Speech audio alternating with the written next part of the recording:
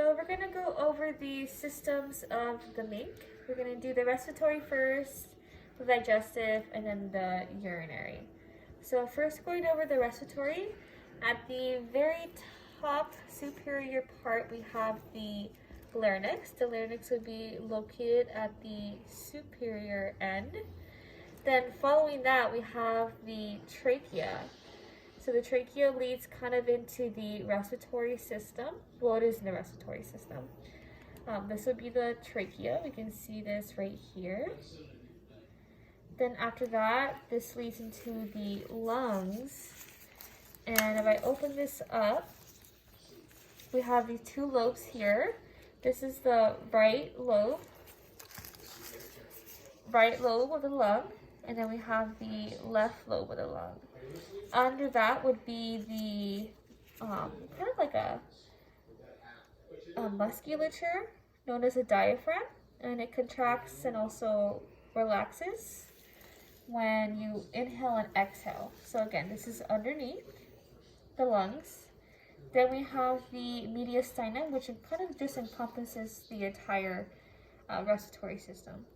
So this would be the mediastinum. It's a cavity, the upper respiratory cavity, known as a mediastinum.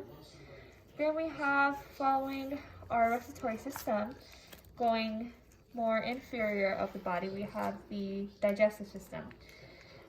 And first we have the esophagus, which is actually up here. It would be on the posterior end of the trachea and larynx. So it would be in the posterior end up here. So the food will pass through the esophagus all the way down into the stomach, and that leads to our next organ, the stomach. And the stomach is kind of off to the right side here. It would be under the liver, and we also have our liver right here. Might as well just show that. So we have the liver right here, the different lobes of the liver. And then below that, below that we have the stomach, and the stomach is actually off to the side right here, kind of got cut open. So the parts of the stomach, we first have the cardia, which is connected to the esophagus. So if it was under here, it'd be connected to the cardia. Then at the top part, we have the fundus, the body of the stomach. Then we have the greater curvature, which hence the name is the greater curved part of the stomach.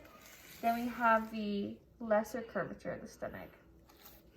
Then following that, of the digestive system, we have the small intestine that follows the stomach, and it's the first part of the small intestine. It's usually off to the right side.